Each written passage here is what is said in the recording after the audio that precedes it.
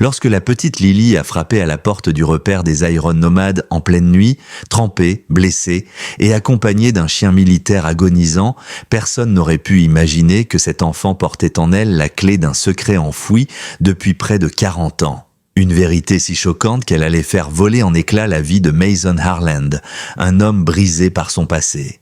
Et pourtant sur le point de découvrir qu'il n'était pas aussi seul qu'il l'avait toujours cru. Ce soir-là, ce n'était pas seulement une fillette qui cherchait refuge, c'était le début d'une tempête. Une tempête faite de révélations, de traumas retrouvés, d'un assassin revenu d'entre les ombres, et d'un lien de sang plus puissant que tout. Ce qui se cache derrière cette nuit-là est l'une des histoires les plus bouleversantes que vous entendrez. Une histoire de survie, de secrets de famille, et d'un chien prêt à affronter la mort pour protéger ceux qu'il aime. Et croyez-moi, la vérité que Mason va découvrir à la fin va complètement vous couper le souffle. Mais avant de plonger dans cette histoire, prenez une seconde, aimez, partagez, abonnez-vous. Et dites-moi d'où regardez-vous cette vidéo. J'adore voir jusqu'où voyagent de nos histoires. La pluie martelait la route de terre comme une pluie de projectiles. À l'intérieur du repère des Iron Nomades, l'odeur du cuir humide et de la bière se mêlait au grondement continu des moteurs Harley.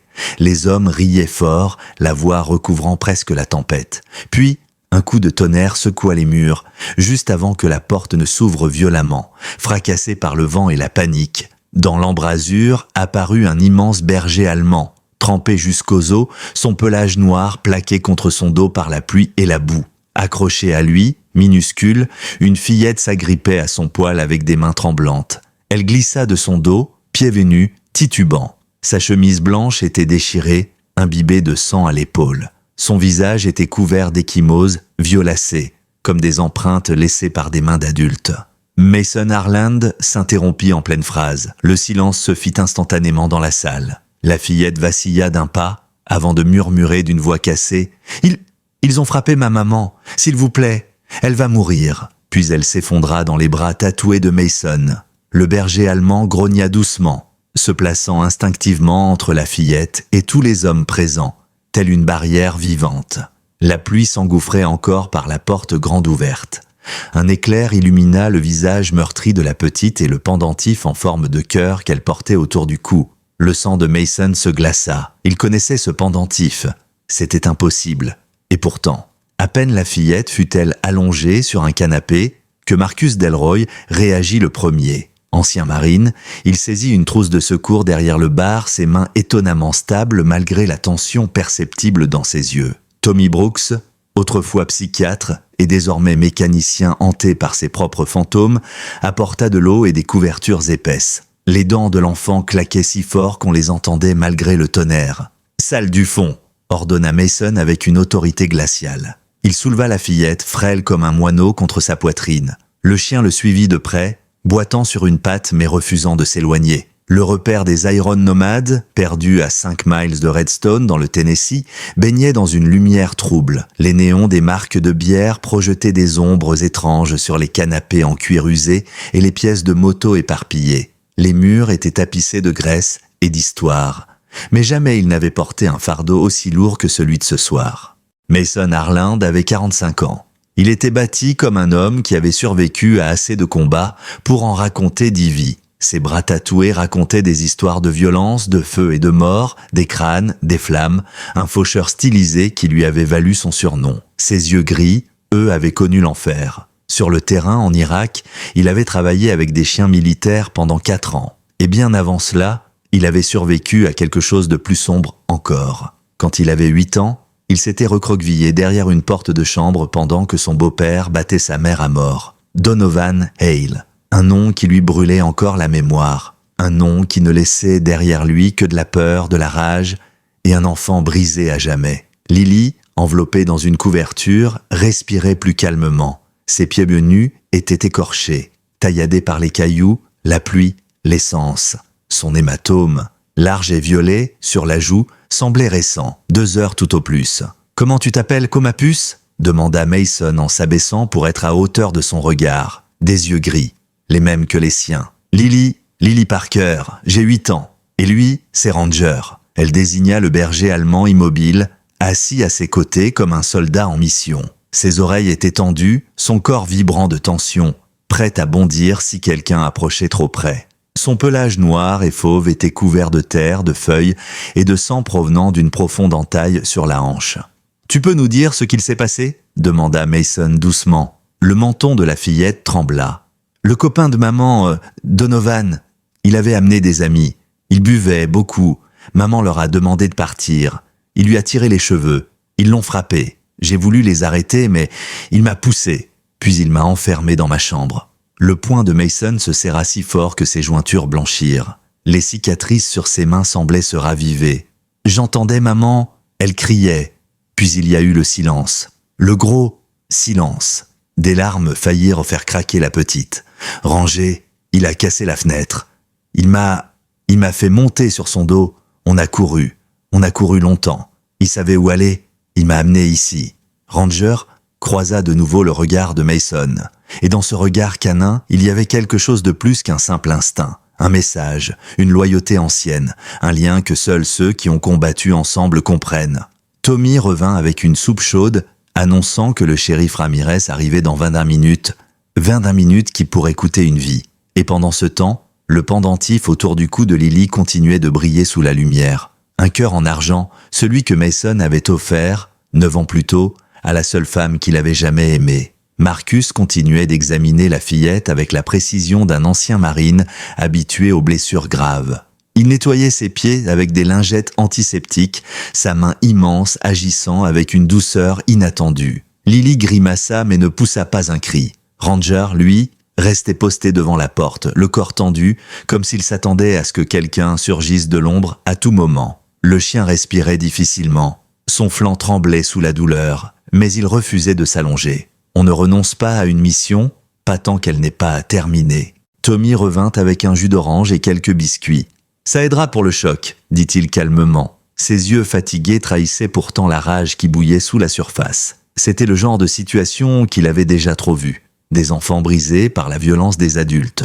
Mason, lui, s'assit sur une chaise en face de Lily, s'abaissant pour ne jamais la dominer de sa hauteur. À 45 ans, ses articulations se plaignaient à chaque mouvement. Cette nuit-là, il se sentait plus vieux encore. « Lily, j'ai besoin que tu me racontes tout ce que tu te rappelles. Tu peux faire ça pour moi ?» Elle hocha la tête avec hésitation, serrant le petit jus d'orange entre ses doigts. Maman a rencontré Donovan il y a environ 6 mois, au supermarché Greenfield Grocery.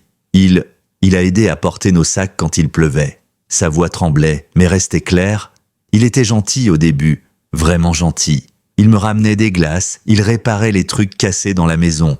Maman disait qu'il lui redonnait le sourire. Tommy prit la parole depuis un coin de la pièce, la voix douce. « Et quand est-ce que ça a changé ? 2 mois plus tard ?» souffla Lily. « Donovan est devenu jaloux. Maman parlait juste avec notre voisin, Mr. Henderson, à propos du jardin, et Donovan a crié. Il disait qu'elle le manquait de respect. » Elle inspira profondément.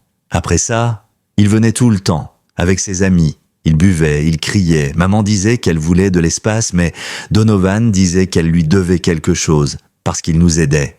Mason sentit ses ongles s'enfoncer dans ses paumes. Ce scénario, il l'avait vu 100 fois. La manipulation, l'isolement, le cycle de domination. Mais entendre une enfant de 8 ans le raconter, c'était une torture différente. « Et ce soir, qu'est-ce qu'il s'est passé exactement ?» demanda-t-il. Lily inspira, les yeux écarquillés alors que des souvenirs trop lourds la traversaient. Ils étaient 3. Donovan et 2 de ses amis. Ils étaient déjà ivres quand ils sont arrivés. J'étais dans ma chambre avec Ranger, j'essayais de faire mes devoirs, puis j'ai entendu des bruits de fort, des verres qui se brisaient, maman qui criait. J'ai couru. Donovan tenait maman par les cheveux, il la traînait dans la cuisine. Il riait, ses petits doigts tremblaient. Je me suis mise devant eux, j'ai dit d'arrêter. Et Donovan m'a regardé comme si j'étais rien. Sa voix se brisa. Il m'a giflé, très fort, je suis tombé. Il a dit à ses amis de m'enfermer dans ma chambre. Ils m'ont jeté dedans, ils ont fermé la porte à clé. Des larmes roulèrent enfin sur ses joues. Je l'ai entendu hurler, encore et encore, puis plus rien. Le silence. Tommy détourna le regard, Marcus serra la mâchoire, et Mason ferma les yeux une seconde, comme frappé par un souvenir qu'il aurait tout donné pour effacer, celui de sa propre mère, qu'il n'avait pas réussi à sauver. « Comment tu es sorti ?» demanda Marcus, la voix grave. « Rangé » répondit-elle, le regard se tournant vers le chien. « Il était dans la chambre avec moi. Quand maman a arrêté de crier, Je crois qu'il a compris. Il a commencé à aboyer. Puis il a foncé dans la fenêtre. Le verre s'est brisé partout. Il s'est coupé, mais il a continué. Il a poussé les morceaux hors du rebord avec ses pattes. Il m'a regardé et il a aboyé comme pour dire « Vas-y ». Elle inspira profondément.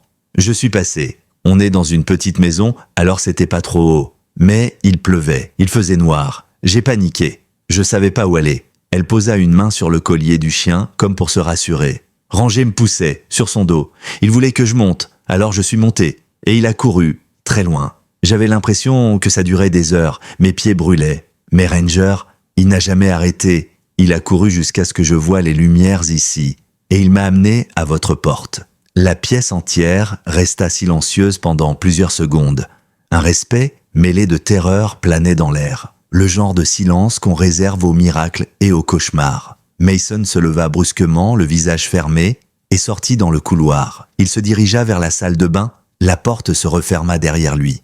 Pendant un instant, il s'appuya sur le lavabo, les mains tremblantes.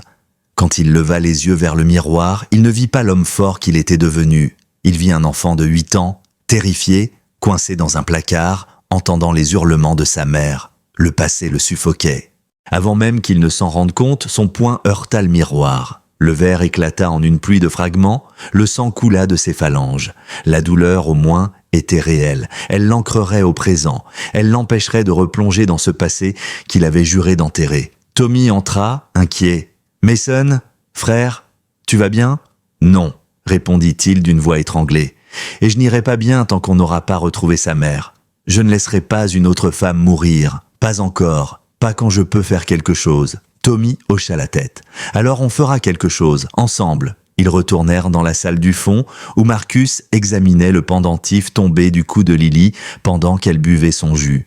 Un petit cœur en argent. Marcus fronça les sourcils. « C'est à elle ? » ?»« Oui, » répondit Lily. « Maman me l'a donné pour mon anniversaire. Elle m'a dit qu'il venait de quelqu'un dont elle avait été très amoureuse, il y a longtemps. » Marcus tendit le pendentif à Mason. La gravure accrocha la lumière. « Forever Yours, G.A.H. 2013. » Mason sentit le sol se dérober sous ses pieds. Ce cœur, c'était celui qu'il avait offert à Sierra Adams 9 ans plus tôt, la seule femme qu'il ait jamais voulu épouser. Et Lily avait 8 ans, née 9 mois après leur dernière nuit ensemble. Son regard revint sur la fillette, les yeux gris, la fossette sur le menton, le même sourcil gauche légèrement relevé, exactement comme lui. « Marcus, viens ici », dit-il, la voix tremblante. Il écarta doucement les cheveux de Lily derrière son oreille, et là, juste là, une petite tache de naissance en forme de croissant, la même que lui. Mason sentit son cœur exploser dans sa poitrine. Lily Parker était sa fille. Le temps sembla se figer autour de Mason. Le grondement de la pluie contre le toit disparut. Les néons du club paraissaient soudain trop lumineux, trop bruyants, presque irréels. Il ne voyait plus les visages, ni les motos, ni même les murs du repère. Il ne voyait que cette petite fille, tremblante, enroulée dans une couverture trop grande pour elle, et qui portait dans sa chair les marques de son propre sang. Sa fille. Il inspira profondément. Une vague d'émotions qui n'avait rien à voir avec sa colère habituelle le traversa. La peur, l'incompréhension, la culpabilité, mais aussi une sorte d'amour féroce, brutal, immédiat. Un amour qui ne demandait aucune explication. Il était à elle était à lui, c'était tout. Il posa doucement sa main sur son épaule. « Lily » murmura-t-il. La fillette leva les yeux, cherchant instinctivement un visage familier. Elle ne comprenait pas encore ce qui se jouait, mais elle sentait quelque chose changer dans l'air. Une proximité nouvelle, un lien étrange, peut-être même rassurant. Avant qu'il ne puisse ajouter un mot, un grondement du tonnerre fit vibrer les vitres. Puis, un autre bruit, plus léger mais plus inquiétant, monta depuis l'extérieur, le vrombissement d'un moteur qui approchait trop vite. Les membres des Iron Nomades échangèrent un regard. Mason se redressa immédiatement. « Marcus, coupe les lumières. Tommy, verrouille l'entrée. Bull, Ringo, tenez-vous sur le côté hors du champ. » Ses ordres étaient nets, tranchants. La mécanique du militaire en lui reprenait le dessus. Mais une sirène retentit avant qu'ils ne se mettent en position. Un gyrophare bleuté illumina l'extérieur. « Shérif Ramirez !» souffla Tommy. Mason relâcha un peu la tension. Juste un peu. Paul Ramirez entra sous les rafales de pluie, capuche dégoulinante, moustache trempée, l'expression dure comme un mur de béton. C'était un homme d'une 50aine d'années qui avait passé trop de temps à voir la misère humaine pour encore s'en étonner. Il balaya la scène du regard, le chien blessé, l'enfant meurtri, Mason couvert de sang sur les phalanges. « Bon sang !» murmura-t-il. « Qu'est-ce que Donovan Hale a encore fait ?» Lily se recroquevilla aussitôt derrière Ranger, terrifiée à l'idée que n'importe quel homme puisse s'approcher. Ramirez se baissa pour paraître moins menaçant. « Bonjour ma grande, je suis le shérif Ramirez. Tu n'as rien à craindre de moi. » Sa voix douce contrastait avec son apparence robuste. Ranger, après quelques secondes d'évaluation, baissa légèrement la garde. Juste assez pour reconnaître qu'il n'y avait pas de danger immédiat. Mason prit la parole. Donovan a frappé sa mère, elle est peut-être en train de mourir. Il a emmené 2 types avec lui. Ils étaient ivres, agressifs. Ils ont enfermé la petite. Ramirez serra les dents. On va les retrouver, mais il faut agir vite. Puis il se tourna vers Lily. « Est-ce que tu peux me dire où se trouve ta maison, ma chérie ?» Lily expliqua du mieux qu'elle pouvait. La rue, la boîte aux lettres bleues, le vieux chêne tordu devant la fenêtre de sa chambre. Tommy nota tout. Marcus s'empressa de charger une trousse médicale complète. « On y va maintenant » déclara Mason. « Tu ne vas nulle part » répondit Ramirez. « C'est une scène de crime, je dois gérer ça légalement. » Mason avança d'un pas. Les 2 hommes étaient presque nez à nez. « Paul, une femme est peut-être en train de mourir. Et je te dis ça sans détour. Si tu veux m'arrêter, tu vas devoir sortir tes menottes maintenant, parce que je vais aller la chercher. » Ramirez soupira profondément. « Vous me rendrez tous dingues dans ce club ?» Il leva les mains en signe de reddition. « Très bien, mais je viens avec toi, et tu feras ce que je te dis. Compris ? Compris. » La tension redescendit légèrement. Mason se tourna vers Lily. « Je dois aller chercher ta maman, d'accord ? Je vais la ramener, je te le promets. » Elle hocha la tête, mais ses yeux se remplirent de larmes. « Je veux venir. Ranger veut venir aussi. S'il te plaît ?» Le chien posa immédiatement sa tête contre elle comme pour appuyer sa demande. Mason sentit son cœur se fissurer encore une fois. « Je voudrais te dire non, mais il ne nous laissera jamais partir sans toi. » Il observa Ranger. Le chien boitait, mais une détermination féroce brûlait encore dans ses yeux. « Très bien, tu montes avec moi, devant, je te protégerai. » La voix de la petite s'adoucit. « Oui, monsieur. » Ces 2 mots frappèrent Mason comme un coup direct au cœur. « Monsieur, pas encore. » Ils sortirent sous la pluie battante. 3 motos attendaient devant le repère. Mason enfila son casque, installa Lily devant lui, la blottissant contre sa poitrine. Ranger se plaça à côté, prêt à courir malgré sa blessure. Marcus prit la tête du groupe. Tommy ferma la marche, le moteur rugit, et tous s'élancèrent. La pluie frappait leurs visières comme des éclats de verre. Le vent arrachait presque le souffle de Mason. Mais Lily était chaude contre lui, tremblante, agrippée à son cuir comme si sa vie en dépendait. Peut-être que c'était le cas. Ranger courait à leur droite, un chien blessé, mais un guerrier, un protecteur. Ils dévalèrent le chemin de terre pour rejoindre la route goudronnée, guidés par les indications de Lily criées dans le vent. À droite, la boîte aux lettres bleues. Ils arrivèrent enfin devant une petite maison blanchie par les années. Le vent faisait claquer la porte d'entrée contre le mur comme un avertissement sinistre. Toutes les lumières étaient éteintes. Une sensation glacée envahit Mason.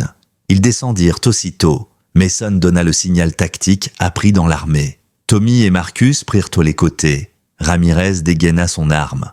Ranger renifla l'air et se figea, les poils hérissés. L'intérieur était saccagé. Une lampe brisée jonchait le sol. Des magazines étaient éparpillés partout. Une chaise renversée baignait dans une large trace de sang séché qui traînait du salon à la cuisine.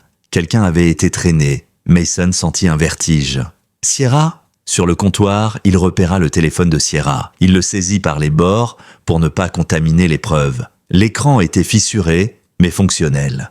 Une vidéo enregistrée à 22h47. Il lança la lecture. L'image était tremblante. Une pièce sombre, au mur en béton, une femme attachée à une chaise métallique, Sierra Adams, son visage tuméfié, du sang coulant de sa bouche, une voix d'homme hors champ parlait avec froideur. Voilà ce qu'il se passe quand une femme oublie qui est le patron. Donovan Hale entra dans le cadre. Une main s'empara des cheveux de Sierra et tira violemment sa tête en arrière. Elle hurla. Mason stoppa net la vidéo, mais la voix continuait de résonner dans sa tête. Cette voix, pas seulement celle d'un agresseur, pas seulement celle d'un monstre, une voix qu'il avait entendue autrefois, dans un placard, à 8 ans. Donovan Hale n'était pas un inconnu. C'était Donovan Hale Sr., son ancien beau-père, l'homme qui avait tué sa mère. Et maintenant, il recommençait. Mason chancela en arrière comme si un coup invisible venait de le frapper en pleine poitrine. Le nom, la voix, l'image, tout se mêlait dans son esprit. Il revoyait sa mère, Elise Harland, ses cheveux bruns tombant sur ses épaules, son sourire fatigué qui essayait toujours de protéger son fils. Il revoyait le placard, ses petites mains serrées sur une peluche déchirée, les cris étouffés de sa mère, le bruit métallique du démon de pneus, la voix rauque de Donovan Hale Sr. répétant « Tu vas apprendre à me respecter ». Et maintenant, presque 40 ans plus tard, cet homme refaisait la même chose. Même schéma, même violence, même choix de victime. Une femme blonde aux yeux clairs. Comme Elise, comme Sierra, Mason sentit une brûlure dans sa gorge. Pas de la peur, de la haine pure et brûlante, une haine qu'il croyait ensevelie depuis longtemps. Tommy s'approcha, le visage inquiet. « Mason, parle-moi. Qu'est-ce que tu as vu dans cette vidéo ?» Mason dut forcer ses mâchoires à s'ouvrir. Sa voix était grave, presque méconnaissable. « C'est lui. C'est Donovan Hale Sr., mon beau-père, l'homme qui a tué ma mère. » Un silence coupant tomba dans la petite cuisine saccagée. Même la pluie semblait s'être arrêtée pour écouter. Ramirez fronça les sourcils. « Mason, ça n'a aucun sens. Donovan Hale Sr. a purgé sa peine, 15 ans pour homicide involontaire. Il est sorti il y a 3 ans, et il a disparu. On pensait qu'il était dans un autre état. » Il secoua la tête avec une colère contenue. « Tu veux dire qu'il vivait juste là, sous un faux nom, à 10 kilomètres de toi, et qu'il s'est mis en couple avec ton ex-compagne ?» Il savait exactement ce qu'il faisait, murmura Tommy, horrifié. Il voulait le reproduire, rejouer ce qu'il t'a fait, te détruire encore par procuration. Mason serra le poing si fort que ses phalanges blanchirent. Il savait où j'étais, il savait qui j'aimais, il savait comment me faire mal. Ranger, jusque-là immobile, se mit soudain à grogner profondément. Le chien avançait vers l'arrière de la maison, ses muscles tendus comme des câbles. « Il a trouvé quelque chose » dit Marcus en prenant son arme. Ils traversèrent une petite arrière-cour, noyée de pluie. Ranger poussa son museau sous une haie épaisse envahie de ronces, puis s'élança dans la forêt derrière la maison. Mason le suivit immédiatement. Le chien semblait guidé par un instinct ancien, presque surnaturel, comme s'il connaissait déjà ce chemin. La terre se transformait sous leurs pieds en un mélange de boue et de feuilles trempées. Les arbres ployaient sous la tempête. Plus ils avançaient, plus l'obscurité se faisait oppressante, avalant la lumière des lampes torches. Mesure après mesure, le silence gagnait, comme si la nature elle-même retenait son souffle. Puis, au détour d'un vieux tronc effondré, la silhouette apparut. Une cabane. Pas n'importe quelle cabane. Mason la reconnut instantanément. Les murs en bois étaient pourris, dévorés par les années. Une fenêtre brisée pendait comme une mâchoire cassée. Le toit s'affaissait sous son propre poids, et pourtant, malgré les décennies passées, malgré les tempêtes et la pourriture, elle était toujours debout. C'était la cabane, celle où sa mère avait été retrouvée presque 4 décennies plus tôt. Celle qu'il avait vue en photo encore et encore dans les archives qu'il avait consultées en secret à l'âge de 18 ans. La cabane où Donovan Hale Sr. avait laissé Elise Harland mourir, seule, dans une cave sale. Mason sentit une vague glacée remonter le long de sa colonne. « Il nous ramène ici », murmura-t-il. « Il rejoue exactement la même scène. Il veut me forcer à revivre ça. » Ramirez hocha la tête, le visage grave. « C'est un prédateur ritualiste. Tout est décalculé. Il n'a pas pris Sierra par hasard. Il t'a observé depuis des mois. » Ranger s'avança vers la porte de la cabane et posa sa patte dessus. Un grondement sourd vibrait dans sa gorge. Le chien savait. Il sentait la peur, le sang, la souffrance. « On y va » dit Mason. Marcus et Ramirez se placèrent de chaque côté de l'entrée. Tommy couvrait leurs arrières. Mason inspira profondément et poussa la porte. Elle grinça violemment, comme un cri échappé du passé. L'intérieur était encore pire que dans les souvenirs figés dans les rapports de police. L'odeur de moisissure saturait l'air, mêlée à celle du métal rouillé. Des journaux mouillés jonchaient le sol. Mais le pire était cette trappe au fond, partiellement ouverte. La cave. C'était là que tout s'était passé, là que Donovan Hale Sr. avait enfermé sa mère, là que Mason avait perdu son enfance. Ranger descendit les premières marches, malgré sa boiterie. Mason le suivit immédiatement, l'arme à la main, prêt à affronter le pire. La cave était sombre, humide, presque silencieuse. Une ampoule pendante bougeait légèrement, éclairant la scène d'une lueur vacillante. Et au centre, attachée à une chaise en métal, la tête tombée en avant, Sierra, vivante, juste assez. Juste assez pour que Mason sente son cœur se briser d'un seul coup. Il s'élança, attrapa son visage entre ses mains. « Sierra, Sierra, c'est moi! Ouvre les yeux, je t'en prie !» Ses paupières bougèrent. Sa voix n'était qu'un souffle. « Mason, je savais que tu viendrais. » Marcus arriva aussitôt, déjà en train d'évaluer ses blessures. Elle a perdu beaucoup de sang. Il faut la sortir d'ici tout de suite. Mais avant qu'ils ne puissent agir davantage, un choc sourd résonna au-dessus d'eux. Des bruits de pas, lourds, lents, délibérés. Quelqu'un était revenu, Donovan Hale Senior, ou pire encore, un complice. Mason se redressa lentement, chaque muscle tendu à l'extrême. Son regard remonta les marches, vers l'obscurité d'où le bruit venait. Ses souvenirs ne faisaient plus la différence entre aujourd'hui et le passé. Il avait 8 ans, il avait 45 ans. Il était un enfant, il était un soldat, et une seule certitude traversait l'ensemble de son être. Il allait affronter l'homme qui avait détruit sa vie. Les pas résonnaient au-dessus d'eux comme des coups de marteau sur du métal creux. L'air semblait plus lourd, plus froid, comme si la cabane elle-même retenait son souffle. Mason leva lentement son arme, son pouls battant dans ses tempes. Rangé grognait bas, la mâchoire serrée, prêt à bondir malgré sa blessure. Marcus, penché sur Sierra, murmura « Mason, on n'a pas le droit à l'erreur. Elle a peut-être une hémorragie interne. Si on la bouge mal, elle ne tiendra pas. » Mason hocha à peine la tête. « On ne la laissera pas ici. » Tommy se plaça contre un pilier de béton, arme en main. Ramirez grimpa une marche, s'arrêtant juste avant de se rendre visible. Il fit un signe à Mason.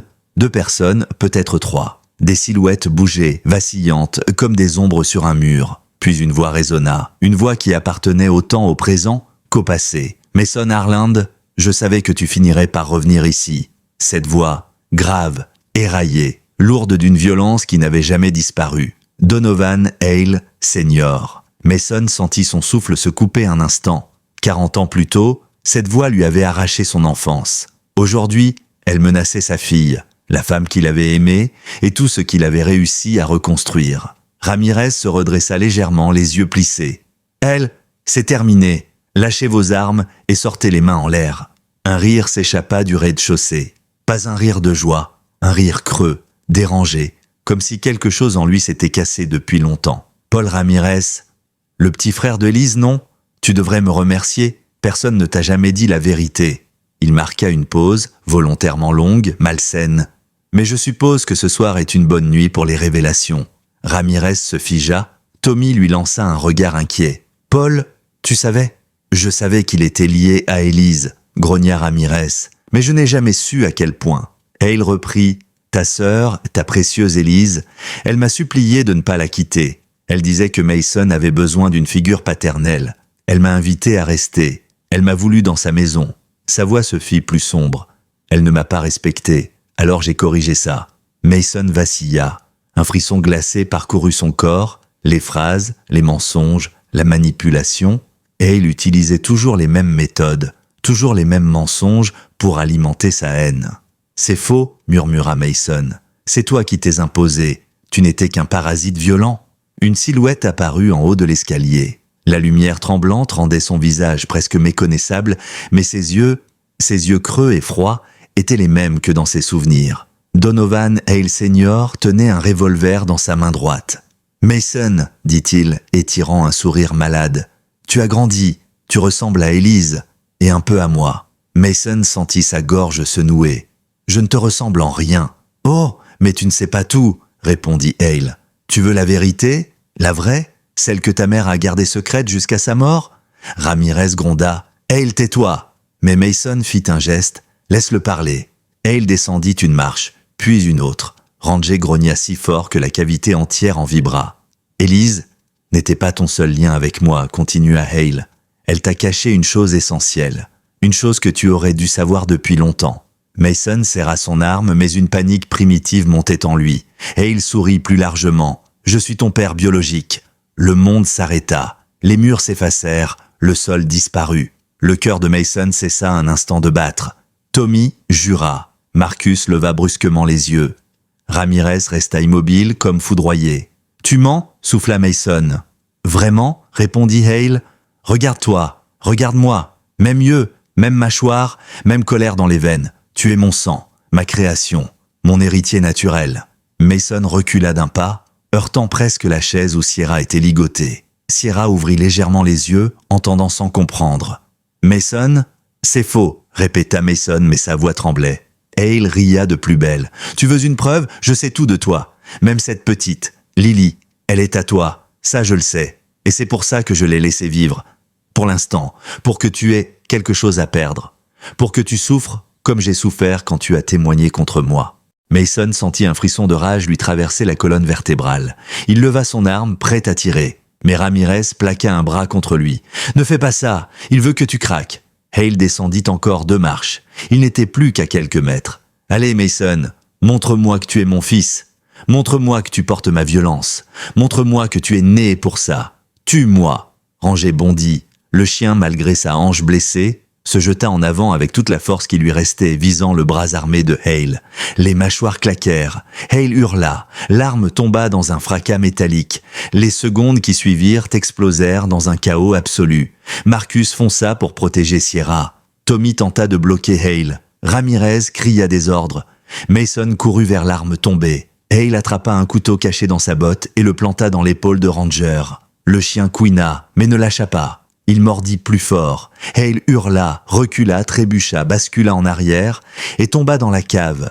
Mason se précipita en bas, arme braquée, les yeux brûlants de larmes.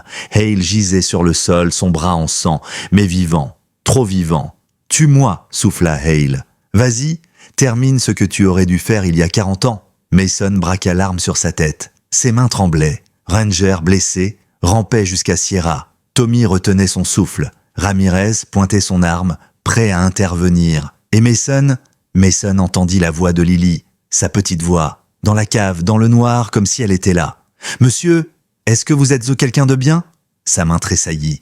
Il abaissa l'arme. « Non, » dit Mason. « Je ne deviendrai pas toi. Je ne serai jamais toi. » Hale le regarda, surpris, puis furieux. Terriblement furieux. Mais Mason se tourna, attrapa Ranger et dit « On s'en va, on sauve Sierra. » Et tu pourriras en prison. Hale hurla comme une bête blessée ou comme un démon qu'on prive de sa proie. Ils remontèrent la cave. Marcus souleva Sierra. Ramirez appela immédiatement une ambulance. Tommy aida Ranger à marcher. Et alors qu'ils sortaient sous la pluie, une ombre apparut derrière eux. Une silhouette dans la nuit, armée, déterminée, un des complices de Hale. Et ils ne venaient pas pour discuter. La silhouette avançait dans la pluie battante, lentement, comme un prédateur savourant déjà l'odeur de la peur. Mason vit d'abord l'éclat métallique du fusil, puis les traits d'un homme d'une trentaine d'années, trempé jusqu'aux os, les yeux dilatés par l'adrénaline et l'alcool. C'était l'un des complices de Hale, un certain Trent Walker, un visage que Mason avait vaguement aperçu dans la vidéo enregistrée. Un jeune paumé, mais armé, mais dangereux, mais prêt à mourir pour défendre la seule figure d'autorité qu'il respectait, un monstre. Trent se campa dans la boue, pointant son arme. « Bougez pas !» hurla-t-il. « Lâchez-la, lâchez Sierra, sinon je vous descends tous. » Marcus, qui portait Sierra dans ses bras, gronda. « Essaye. Si tu tires dans cette tempête, avec ta main qui tremble, tu vas juste te tirer dans le pied. » Mason évalua la scène. La pluie brouillait la visibilité. Les éclairs offraient des flashs de lumière blafarde. Ranger, blessé mais lucide, se plaçait doucement devant Lily comme un bouclier. Ramirez, lui, gardait son arme en joue, mais sa respiration était irrégulière. Il ne voulait pas risquer un tir fatal qui toucherait Sierra ou la fillette. Tommy murmura « Mason, tu veux qu'on tente de le contourner ?»« Non », répondit Mason, les yeux fixés sur Trent. « Si on bouge, il tire. Et il est tellement défoncé qu'il pourrait toucher n'importe qui. » Trent tremblait. Il hurlait, mais sa voix n'avait pas le poids d'un chef. Elle avait celui d'un enfant paniqué, jouant avec une arme trop lourde. « Vous comprenez pas, vous comprenez rien. Monsieur Hale, il m'a tout donné. Vous savez pas ce que c'est quand quelqu'un vous regarde comme si vous étiez enfin quelqu'un? Vous allez pas m'enlever ça. » Mason sentit un frisson amer. Il connaissait ce discours. Les monstres comme Hale ne se contentaient pas de détruire. Ils recrutaient, ils façonnaient. Ils donnaient une illusion de valeur à ceux qui n'avaient jamais été aimés. « Trent, » dit Mason calmement, avançant d'un pas. « Je sais ce que tu ressens. Tu crois que Hale t'a rendu important, qu'il t'a donné une place, mais il t'a utilisé, comme il a utilisé tout le monde, comme il m'a utilisé quand j'avais 8 ans. Tran cligna des yeux. Qu'est-ce que tu racontes? Tu veux la vérité? Hale est venu dans ma vie quand j'étais gosse. Il a fait croire à ma mère qu'il serait un modèle. Et puis, il a commencé à la battre, à la manipuler, à me briser. Tran secoua la tête nerveux. Non, c'est pas vrai. Monsieur Hale n'est pas comme ça. C'est exactement comme ça qu'il est. Et il t'a menti à toi aussi. Il t'a fait croire que tu comptais. Parce que c'est ce que les prédateurs font. Ils t'achètent avec des mots pendant qu'ils détruisent ta vie en douce. Mason fit un pas supplémentaire. Regarde autour de toi. Il s'en fout de toi. Il t'a laissé seul dans les bois, sous la tempête, face à nous. Tu crois vraiment qu'il se soucie de ce qui va t'arriver? Un éclair illumina le visage de Tran. On y lisait la panique, mais aussi un doute qui s'insinuait lentement. Ramirez murmura à Mason « Continue, il vacille ». Mason s'avança encore, très lentement. « Si tu tires, tu vas tuer une femme qui est déjà entre la vie et la mort. Tu vas tuer un chien qui t'a rien fait. Tu vas tuer une fillette de 8 ans et tu vas finir au fond d'une cellule ou dans un sac mortuaire. Et Hale ne fera rien pour toi. Il ne viendra pas te sauver. Parce que pour lui, tu n'es que de la chair à canon. » Tran serra plus fort son arme, mais sa lèvre tremblait. « Tais-toi, tais-toi, vous comprenez rien. » Ce fut Lily qui avança. La petite se détacha lentement de Ranger, ignorant les hurlements de Mason. « Lily, non !» cria Marcus.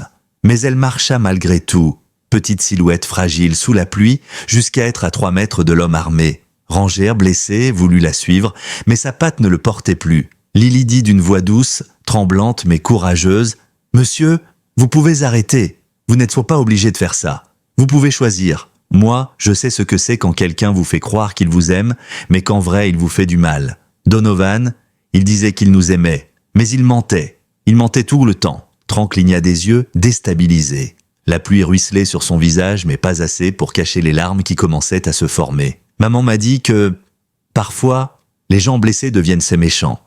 Parce qu'ils savent pas comment aimer. Mais vous pouvez encore changer. C'est pas trop tard. La voix de l'enfant fissura quelque chose en Tran. Son souffle devint irrégulier. Sa main trembla. Je voulais juste être quelqu'un, souffla-t-il. J'ai jamais eu de famille. J'ai jamais eu d'amis. Hale, il m'a pas frappé, lui. Il m'a pas insulté. Il m'a dit que j'étais utile, que je valais quelque chose, que j'étais pas juste un déchet. Lily fit encore un pas. Vous êtes pas un déchet. Vous êtes juste perdu. Comme Ranger, quand il a fait tomber ma fenêtre pour me sauver, il avait peur. Mais il a choisi de faire ce qui était bien. Vous pouvez faire pareil. Le fusil tomba dans la boue. L'homme éclata en sanglots. Ramirez intervint aussitôt, sécurisant l'arme, plaquant doucement Tran contre un arbre, sans violence excessive. « Ça va aller, fils. Respire, c'est fini. » Marcus hocha la tête. « Bien joué, Lily. » Mais Mason, lui, resta figé. Parce qu'au moment où le danger semblait enfin écarté, au moment où la tension retombait un peu, un hurlement déchirant sortit de la cabane, pas humain. Un hurlement de bête blessée, de bête enfermée. Ranger s'effondra soudain dans la boue, poussé par une douleur brutale. Son flanc gauche saignait abondamment. Tommy se précipita. « Mason, il fait un choc. Il perd trop de sang. » Puis le hurlement devint un rire. Un rire venant de la cave, Donovan Hale Senior, toujours vivant, toujours dangereux. Et il avait réussi à se libérer. Le rire de Donovan Hale résonnait à travers la cabane comme un écho venu d'un autre monde, un son déformé, grinçant, qui s'enroulait autour des arbres, glissait dans la pluie, s'insinuait directement dans la colonne vertébrale de Mason. Ce n'était pas le rire d'un homme. C'était celui d'un prédateur, blessé, coincé, décidé à entraîner tout le monde avec lui dans l'abîme. « Mason !» hurla Tommy. « Ranger est en train de flancher ?» Mason se retourna d'un geste brusque. Ranger était couché dans la boue, secoué de spasmes rapides. Son ventre se soulevait trop vite. Ses yeux se fermaient et s'ouvraient dans un effort désespéré. La blessure laissée par le couteau de Hale saignait plus fort que prévu. Marcus, malgré son sang-froid, avait la voix brisée. Il faut le stabiliser, maintenant. Mais le rire, ce rire, continuait, étouffant, déformé, fou, comme si Donovan tirait une jouissance malsaine du simple fait de les entendre paniquer. Ramirez jura. « Bordel, hein, s'il s'échappe, on est mort !» Un fracas retentit dans la cabane. Une chaise renversée, un meuble heurté, la silhouette de Hale apparut enfin dans l'ombre du cadre de la porte, éclairée par un éclair brutal. Ses cheveux trempés collaient à son front, son visage déformé par la douleur, le bras couvert de sang. Mais ses yeux étaient d'une lucidité terrible, une lucidité glaciale. Il tenait un fusil de chasse. Mason leva immédiatement son arme. « Al, pose ça, maintenant. Tu crois encore que tu peux me parler comme si j'étais un des tiens ?» cracha Hale, avançant d'un pas instable. « Regarde-toi, un gamin terrifié qui joue au héros. Tu n'es rien, tu n'as jamais été rien, et ce chien, il fit un sourire dégoûté. Ce chien va mourir à cause de toi, comme ta mère, comme ta Sierra, comme ta gamine. » Cette phrase fut comme une explosion dans la poitrine de Mason. Sierra, elle respirait encore, mais Marcus peinait à contenir l'hémorragie. Lily tremblait, collée contre Tommy. Ranger gémissait, de plus en plus faible. Et Hale continuait d'avancer. Ramirez tenta un angle. Mason tendit la main. « Non, il veut que tu tires. Il attend ça. »« C'est exact !» hurla Hale. « Venez, tirez-moi dessus. Montrez-moi que vous êtes comme moi. Montrez-moi que la violence, c'est tout ce que vous savez faire. » Il pointa son fusil vers Lily. Mason tira. Le coup partit comme un éclair. Le recul secoua son bras. La balle frôla Hale, explosant un morceau du chambranle juste à côté de lui. Hale esquissa un rire affreusement satisfait. « Voilà, tu vois, tu n'es qu'un tueur, tu es mon fils. » Mason sentit sa gorge se serrer, une bouffée de rage pure menaçant de le submerger. « Je ne suis pas ton fils. » Un silence suspendu suivit ces mots. Puis Hale leva le fusil, visant cette fois la tête de Ranger. Un seul mouvement, un seul tir, une seule seconde pour perdre ce compagnon, ce héros, cette âme fidèle. Mason n'hésita pas, il fonça. Il percuta Hale de plein fouet. Les deux hommes roulèrent dans la boue trempée, le fusil glissant hors de portée. Le choc fut brutal. Les poings s'abattirent de sans retenue.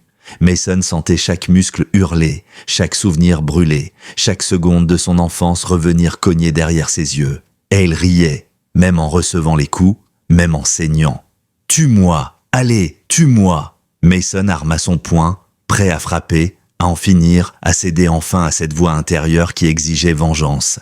Puis une main se posa sur son bras. Lily, son visage trempé, ses yeux pleins de larmes, ses lèvres tremblantes. « Monsieur, arrête, s'il vous plaît. » Comme une décharge électrique, ces mots traversèrent Mason. Des mots qu'un enfant n'aurait jamais dû prononcer. Des mots qui coupaient l'élan de la violence comme une lame invisible. Mason relâcha son poing, halta, recula, tomba presque en arrière. Et il resta au sol, essoufflé, riant encore, faible, comme ta mère. Ramirez n'attendit pas plus longtemps. Il s'avança, arma son poing et écrasa la mâchoire de Hale d'un coup sec. Le rire cessa. Hale s'effondra, inconscient. Un silence lourd retomba. La pluie s'apaisa enfin comme si la tempête elle-même prenait une respiration. Tommy secoua Mason. « Reviens avec nous, Mason. Ranger va crever si on ne bouge pas. » Mason se précipita vers le chien, tombant à genoux dans la boue. Ranger respirait à peine. Son pelage sombre était collé de sang et d'eau. Marcus appuya une compresse avec force, mais la blessure était trop profonde. « Il faut l'emmener d'urgence, » dit Marcus, la voix tremblante. « On n'a plus que quelques minutes. » Sierra murmura faiblement. « Mason, l'hôpital, vite !» Ramirez attrapa Lily, la blottissant contre lui. « Le camion est à 300 mètres. On fonce. Mason, prends Ranger. Marcus, garde Sierra. Tommy, couvre-nous. » Le groupe se mit à courir dans la boue, glissant, trébuchant, se relevant. Mason portait Ranger dans ses bras comme on porte un enfant. Sa respiration heurtée, ses muscles criant, son cœur battant si fort qu'il en avait mal aux côtes. Lily courait à côté, essoufflée, pleurant, répétant « Tiens bon, Ranger, s'il te plaît, tiens bon !» Mais alors qu'ils approchaient du camion, un bruit déchira la nuit. Un coup de feu, pas tiré par Mason, pas par Ramirez, pas par Tommy, depuis la cabane. Hale, revenu à lui, et son ombre se découpait dans la lumière, un revolver dans la main, le canon pointé vers Mason. Puis il tira encore, le coup de feu claqua comme un éclair déchirant le ciel. Mason sentit une force brutale le frapper à l'épaule, le projetant presque au sol. Il glissa dans la boue, serrant Ranger contre lui. La douleur explosa dans son bras droit, brûlante, violente, mais il se redressa aussitôt. « Continuez, courez !» hurla-t-il, le souffle haché. Ramirez, surpris, tira aussitôt en direction de la cabane. Tommy fit feu également, une rafale contrôlée qui força Hale à se mettre à couvert. Marcus accéléra, serrant Sierra contre son torse, la protégeant de son propre corps. La tension monta instantanément d'un cran, transformant la forêt en champ de bataille. Lily hurla, Papa, tu saignes. Mason, étourdi par la douleur, secoua la tête. Je vais bien, continue Lily, va. Mais Lily tremblait, incapable d'avancer tant qu'elle ne voyait pas Mason debout. Ramirez la saisit contre lui. Lily, regarde-moi, on y va, d'accord? On le laisse derrière, juste 2 minutes. Il va nous rejoindre, on se tire d'ici. Un autre coup de feu retentit, ricochant contre un arbre à quelques centimètres du visage de Tommy. Merde! Cria-t-il. Il recharge, bougez! Mason se tourna vers la cabane. L'ombre de Hale titubait près de la porte. Une silhouette sombre, presque déformée par la haine. Sa chemise trempée collait à sa peau, son visage n'était plus qu'un masque de sang, de folie et de rage. « Tu ne partiras pas !» hurla-t-il, levant son arme encore fumante. « Tu ne m'échapperas plus, Mason, pas après tout ça !» Mason posa Ranger au sol juste assez longtemps pour lever son arme de la main gauche. Il serra la mâchoire, l'épaule blessée tirée. Chaque mouvement envoyait une décharge électrique le long de sa colonne vertébrale. Mais il n'avait pas le choix. « Hale !» hurla-t-il. « Tu veux moi? Alors viens me chercher. » La provocation eut l'effet attendu. Hale hurla d'une voix animale et dévala les marches de la cabane, arme en main, tirant sans réfléchir, sans respirer, sans logique. C'était le tir d'un homme prêt à mourir ou désireux d'emporter quelqu'un avec lui. Ramirez posa Lily derrière un tronc d'arbre, puis courut à découvert pour attirer l'attention de Hale. « Par ici, sale enflure. Allez, regarde-moi. » Mais Hale ne regardait que Mason, seulement lui, comme si tous les autres n'étaient plus que des silhouettes floues, insignifiantes. Mason recula lentement, guidant Hale loin du groupe, vers la pente glissante qui descendait directement vers le torrent gonflé par la pluie. Une pente dangereuse de presque verticale. Un faux pas signifiait la chute. « Mason !» cria Tommy. « Attention à... » Un tir. Une rafale d'éclairs. Puis le bruit d'un corps qui bascule. Hale avait glissé. Il dégringola la pente en hurlant, roulant dans la boue, heurtant des pierres, agrippant des racines qui cédaient sous ses doigts. Mason s'approcha du bord juste à temps pour voir Hale s'écraser lourdement contre un rocher, puis sombrer dans le courant déchaîné. Une seconde, 2... Puis sa tête réapparut au milieu des flots. Il luttait, battant des bras, essayant d'atteindre la rive. « Mason !» hurla-t-il. « Reviens, tu ne peux pas me laisser, je suis ton père. » Mason resta immobile. L'eau frappait les rochers avec la violence d'un tambour de guerre. Hale avait du mal à garder sa tête hors de l'eau. La pluie battait son visage, brouillant sa vision, ses gestes. « Mason, sauve-moi !» Ces mots étaient un poison, ils avaient déjà été prononcés autrefois. Dans une autre pièce, dans une autre vie, à un enfant de 8 ans qui n'avait pas pu sauver sa mère. Mason inspira profondément. Son épaule saignait, Ranger agonisait, Sierra mourait peut-être, et Lily avait besoin de lui vivant. Cette fois, il n'était plus un enfant. Cette fois, il pouvait choisir. « Je ne suis pas ton fils », dit-il enfin, sa voix aussi froide que l'eau du torrent. « Et tu ne m'auras jamais plus. » Hale ouvrit la bouche, prêt à hurler encore, mais l'eau le happa, son cri se transforma en gargouillis, puis en silence. Son corps fut emporté par le courant, disparaissant sous la surface, englouti par l'obscurité tumultueuse. Ramirez arriva à côté de Mason, haletant. « C'est fini ?» Mason fixait la rivière, la violence du torrent, cette fin brutale, cette justice implacable. « Oui » murmura-t-il, « c'est fini. » Tommy arriva en courant. « Mason, Ranger, il ne tiendra pas. Sierra non plus, on doit partir maintenant. » La réalité les rattrapa comme une balle. Mason se retourna immédiatement. Sa douleur importait peu.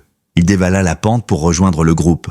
Ranger respirait encore, mais son souffle était court, sifflant. Sierra gémissait, inconsciente, son visage d'une pâleur inquiétante. Lily se jeta dans les bras de Mason. « Tu es revenu ?»« Toujours », murmura Mason, la serrant contre lui, avant de la remettre entre les mains de Tommy. « Sors-la d'ici !» Marcus cria depuis le camion. « On y va! Montez, dépêchez-vous !» Mason prit Ranger dans ses bras, chaque gramme du chien semblant peser une tonne tant son propre corps était affaibli. « Tiens bon, mon grand, je t'en prie. Tiens bon !» murmurait-il en courant.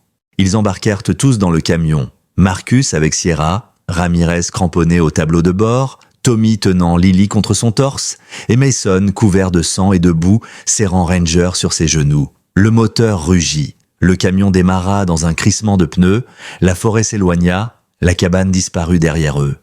Mason posa sa tête contre celle de Ranger. Le chien tenta de lever les yeux. « Reste avec moi, d'accord ?» souffla Mason. « Reste !» Ranger remua faiblement la queue. Puis son corps s'affaissa un peu plus contre Mason, comme si ses forces l'abandonnaient une à une. « Non, non, non, non !» répéta Mason. Lily posa une main tremblante sur le chien. « Ranger, s'il te plaît, attends encore, on arrive !» Tommy serra les dents. « Marcus, roule plus vite, je fais ce que je peux. » Le camion dérapa dans un virage, les essuie-glaces peinant à suivre la pluie, les pneus heurtant des flaques profondes. Le moteur grondait comme un animal blessé. Puis Marcus hurla « On y est !» Devant eux, les lumières de l'hôpital illuminaient la nuit. Le moment décisif arrivait. Ranger allait-il tenir? Sierra allait-elle survivre? Le calme apparent de l'hôpital cachait la tempête la plus importante de toute leur vie. Les portes automatiques de l'hôpital s'ouvrirent d'un coup, laissant entrer Marcus qui portait Sierra dans ses bras, Mason qui serrait Ranger contre lui, et Tommy qui tirait Lily par la main pour qu'elle ne glisse pas sur le carrelage détrempé. La réceptionniste se leva d'un bond, bouche entr'ouverte, comme incapable de comprendre ce tableau de boue, de sang et de panique. « Code rouge !» hurla Marcus avant même qu'on ne le questionne. « Trauma massif, elle respire mais à peine. » 2 infirmières accoururent avec un brancard. Sierra fut déposée dessus en urgence, le visage ruisselant de pluie et de sang. On ne distinguait presque plus ses traits sous les hématomes, mais sa poitrine se soulevait encore de façon irrégulière, fragile, chaque respiration ressemblant à un fil prêt à céder. « Salle 3 tout de suite !» cria une des infirmières. Tommy donna un dernier regard à Sierra, les yeux emplis d'une détresse qu'il tentait d'avaler. « Tiens bon, Sierra, s'il te plaît !» Mais déjà les portes du couloir se refermaient derrière elle. Il ne restait que Ranger. Mason, blessé, couvert de sang, titubait légèrement. Ses bras tremblaient sous le poids du chien. Le sang chaud de Ranger s'était mélangé à la pluie froide sur son torse. Lily, petite silhouette tremblante, s'accrochait à sa veste, priant à voix basse, les yeux rouges de larmes. Une vétérinaire d'urgence, appelée depuis l'aile animale adjacente, apparut en courant. « Où est le chien blessé ?» Mason leva les yeux, ses pupilles d'eau dilatées. « Ici, s'il vous plaît, aidez-le, je vous en supplie. » Elle posa ses mains sur Ranger, rapide, méthodique. Perforation profonde, saignement interne probable, battement faible, on n'a pas beaucoup de temps. Vous, elle désigna un infirmier vétérinaire. Salle chirurgicale numéro 2. Maintenant, préparez du plasma et de la kétamine. Ranger fut arraché des bras de Mason. Le vide laissa un froid brutal dans sa poitrine. « Je viens avec lui !» s'écria Mason en avançant. « Non !» coupa la vétérinaire. « Vous êtes blessé, vous perdez du sang. Vous restez ici. Si vous tombez, je dois gérer 2 urgences. Vous attendez. » Mason voulut protester, mais ses genoux cédèrent. Tommy le rattrapa juste à temps. « Assieds-toi, frère. Respire. On ne te perdra pas ce soir. Pas toi aussi. » Lily se pressa contre Mason sanglotant. « Papa, il va mourir ?» Mason posa sa main sur la tête de sa fille. « Non, Ranger est un soldat. Il ne lâche jamais. » Mais sa voix tremblait. La salle d'attente était froide, trop blanche, trop silencieuse pour le chaos qui venait de les engloutir. Mason serra les dents. Son épaule pulsait violemment, chaque battement de son cœur réveillant une douleur qui irradiait jusque dans son cou. « Je vais chercher un médecin pour toi, » dit Tommy. Mais Mason attrapa son poignet. « Non, pas avant que je sache pour eux. Tu vas t'effondrer si on ne te soigne pas. Je m'en fiche. Je reste debout tant que j'ai besoin d'être debout. » Les minutes passaient. Les secondes semblaient des heures. Lily avait fini par s'asseoir sur les genoux de Mason. Elle ne parlait plus. Ses mains serraient un morceau de fourrure que Tommy avait dû ramasser sur la banquette arrière du camion. Une petite touffe arrachée de Ranger, imbibée de sang. Puis soudain, les portes des couloirs s'ouvrirent. La vétérinaire revint en premier. Mason bondit presque malgré la douleur. « Alors ?» demanda-t-il, la gorge serrée. Elle tira doucement son masque. « Il est en vie. » Mais le monde s'arrêta un instant. « Il est très faible. La lame a touché une zone profonde. On a stoppé l'hémorragie, suturé, stabilisé la pression. Pour l'instant, il respire seul. Mais la prochaine heure est critique. S'il passe 7 heures, il aura une vraie chance. » Mason ferma les yeux, submergé. Lily éclata en larmes, mais cette fois de soulagement. Tommy lâcha un énorme souffle qu'il retenait depuis trop longtemps. Même Ramirez, qui se tenait un peu plus loin, posa une main sur son cœur. « Je peux le voir ?» demanda Mason. « 1 minute, pas plus. » Mason se leva avec difficulté et Lily l'accompagna sans qu'il n'ait besoin de la demander. Ils suivirent la vétérinaire dans un petit bloc opératoire où Ranger reposait sur une table chauffante, branchée à des tubes et des moniteurs. Son poil avait été rasé sur une partie de son flanc. Ses yeux étaient à demi ouverts, noyés de fatigue. « Mon champion !» murmura Mason en posant sa main contre sa tête. « Tu t'es encore battu pour nous. Tiens bon, juste 1 heure, je suis là. Lily est là. Tu n'es pas seul ?» Le chien remua faiblement une oreille. Lily caressa doucement son museau. « Je t'aime, Ranger. Tu m'as sauvé. C'est à moi de te sauver maintenant, d'accord ?» Le chien poussa un très léger gémissement. Une réponse, une promesse. L'heure critique commença. Pendant ce temps, Sierra était encore en chirurgie lourde. Marcus marchait en rond dans le couloir, les mains dans les cheveux. Ramirez appelait des renforts, des docteurs, sa sœur, n'importe qui. Tommy essayait de rester calme, mais tremblait sans arrêt. Et Mason restait assis, Lily dans les bras, fixant la porte fermée derrière laquelle Ranger luttait et derrière laquelle Sierra était entre la vie et la mort. La nuit avança. Les horloges cliquetaient comme des coups de marteau. La pluie continua de frapper les vitres. Puis, enfin, un chirurgien sortit de la salle où Sierra avait été opérée. Gants encore tachés, yeux fatigués. Tous levèrent la tête. Mason se redressa malgré lui. Lily se cramponna à son bras. Marcus avança d'un pas. Tommy cessa de respirer. Le chirurgien prit une inspiration. Sierra Harper est encore avec nous. Une vague d'émotion balaya le couloir. Marcus tomba presque à genoux. Tommy cacha son visage dans ses mains.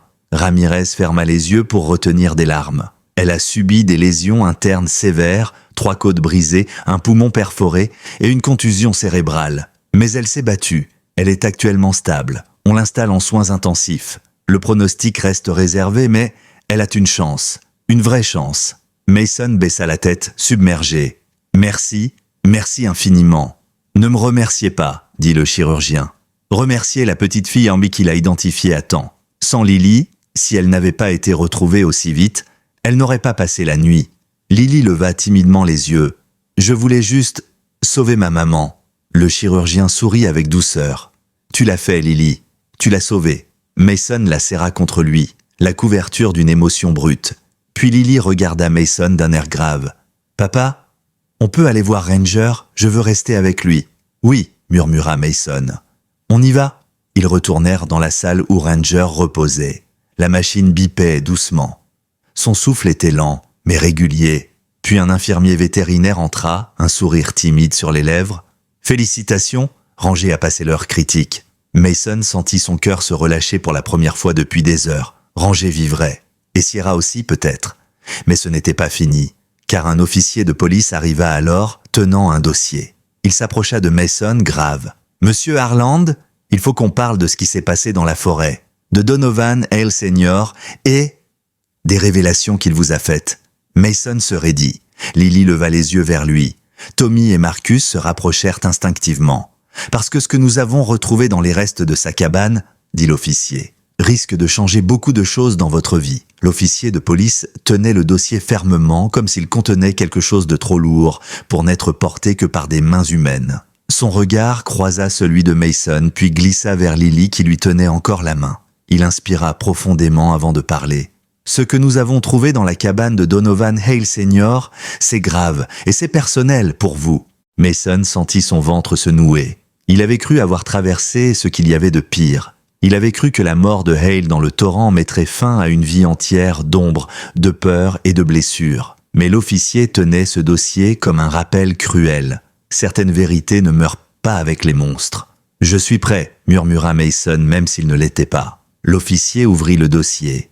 À l'intérieur, plusieurs feuilles, plastifiées, marquées de photos, de rapports, et surtout, d'une enveloppe à moitié déchirée. « Une lettre, » dit l'officier, « écrite par Hale. À votre nom. » Lily serra plus fort la main de Mason. Tommy et Marcus s'approchèrent légèrement, comme s'ils pouvaient absorber une partie du choc qui allait suivre. L'officier sortit la lettre tremblante. « Nous ne l'avons pas encore lue en totalité. Ce que je vais dire, ce sont les premières lignes retrouvées dans la cabane. Vous pourrez lire le reste plus tard. » Il commença. « Mason, si tu lis ceci, c'est que tu es revenu dans cette cabane, là où tout a commencé, là où tout devait se terminer. Tu veux la vérité ? Je te l'offre, toute, brutale, sans filtre. Tu n'es pas seulement une victime. Tu ne l'as jamais été. Tu es un héritier, mon héritier. Et un jour, que tu le veuilles ou non, le passé réclamera ce qui lui appartient. » L'officier releva les yeux. La lettre continue. « Mais il y a Autre chose. Il déposa une petite boîte métallique sur la table. Une vieille boîte, cabossée, couverte de terre et de sang séché. Ça l'était retrouvé dans un plancher dissimulé sous la cave. C'était clairement caché depuis des années. Le poids de la boîte semblait écraser l'air lui-même. Marcus fronça les sourcils. « C'est quoi ? On pense que ce sont des objets volés, des souvenirs ou des preuves, » répondit l'officier. Mais dans son état, seule une analyse détaillée pourra confirmer. Mason fixait la boîte comme si elle pouvait exploser, comme si elle contenait le dernier fragment de vérité qui manquait à son existence. « Ouvrez-la » demanda-t-il. L'officier hocha la tête, prit un petit outil et fit sauter le verrou rouillé. La boîte s'ouvrit dans un grincement sinistre. À l'intérieur, des photos, des coupures de journaux, des objets personnels appartenant à plusieurs victimes. Et au milieu, un petit coffre noir, impeccable. L'officier le prit délicatement et l'ouvrit. Mason pâlit. À l'intérieur se trouvaient 3 choses. Un acte de naissance, jauni, abîmé, un test ADN prélevé illégalement et une photo d'Elisa Harper tenant un nouveau-né dans ses bras. Le nouveau-né, c'était Mason. « Qu'est-ce que c'est ?» balbutia-t-il. L'officier avala difficilement sa salive. C'est là que tout change. Il déplia l'acte de naissance, nom de la mère, Elisa Harper, nom du père, inconnu. Jusque-là, rien de nouveau. Mason avait toujours su qu'il n'avait jamais connu son père. Mais l'officier dégagea ensuite le test ADN. Ce test a été effectué illégalement. Hale a dû voler un échantillon quelque part. Il compare votre ADN à celui de Hale et celui d'un autre homme. Mason recula. D'un autre homme ? Qui ? D'après les documents trouvés, cet échantillon appartient à un certain Henry Blackwood. Mason cligna des yeux. Qui ? Un officier de police, expliqua l'officier. Disparu il y a 37 ans. Jamais identifié, jamais retrouvé. Un silence s'abattit. Mason sentit le sol se dérober sous ses pieds. Qu'est-ce que ça veut dire ? L'officier prit une inspiration. Cela veut dire, monsieur Harland, que Donovan Hale Sr. n'était pas votre père. Il vous a menti. Encore, comme toujours. Mason déglutit, incapable d'articuler. Alors, qui était Henry Blackwood ? D'après nos premières recherches, un policier infiltré, un enquêteur qui travaillait sur une série de disparitions. Il avait infiltré le réseau criminel de Hale quand vous étiez bébé. Lily leva les yeux confuse. « Papa, ça veut dire quoi ?» Tommy murmura. « Mason, respire. » L'officier continua. « Nous pensons qu'Henry Blackwood était votre père biologique et qu'il a été tué par Hale, probablement parce qu'il avait découvert quelque chose qu'il n'aurait pas dû découvrir. Hale aurait ensuite ciblé votre mère, peut-être par vengeance, peut-être pour la faire taire. » La pièce tourna autour de Mason. Tout ce qu'il croyait savoir sur sa vie venait d'exploser. Et il savait, souffla Marcus, horrifié. Il savait qu'il n'était pas ton père, et il t'a menti pour te détruire jusqu'à la fin. L'officier acquiesça, et il a manipulé tout le monde, jusqu'à son dernier souffle. Mais maintenant, nous avons les preuves, nous allons rouvrir les dossiers. Vous aurez enfin la vérité, Mason, toute la vérité. Mason porta sa main blessée à son visage. Il tremblait, puis il sentit une petite main saisir la sienne. Lily, papa, ça change rien pour moi. Tu restes mon papa, mon seul papa. Il se pencha, l'embrassa sur le front. Des larmes glissèrent sur ses joues. Tommy posa une main sur son épaule. Marcus fit de même. Ramirez inclina la tête, respectueux. « Tu n'es pas le fils de Hale, » dit Tommy d'une voix cassée. « Tu n'as jamais été comme lui. Tu ne le seras jamais. Maintenant, on en a la preuve. » Mason inspira profondément, reprenant un peu de contrôle. « Et Henry Blackwood, qu'est-il devenu ?» L'officier baissa les yeux. « On pense que son corps est enterré quelque part près de la cabane. On va lancer une fouille. Et si on le retrouve, il sera enfin enterré dignement. Et vous aurez un nom, un vrai nom, à mettre sur votre histoire. » Mason leva les yeux. Ses traits étaient marqués par la fatigue, la douleur, mais aussi une force nouvelle. Alors retrouvons-le, et faisons-lui justice, à lui et à toutes les victimes de Hale. Une infirmière arriva soudainement. « Monsieur Harland ?» Il se retourna aussitôt. « Ranger s'est réveillé ?» Lily cria de joie et courut vers la pièce où reposait le chien. Mason suivit, le cœur battant. Ranger les regarda faiblement, mais ses yeux brillaient.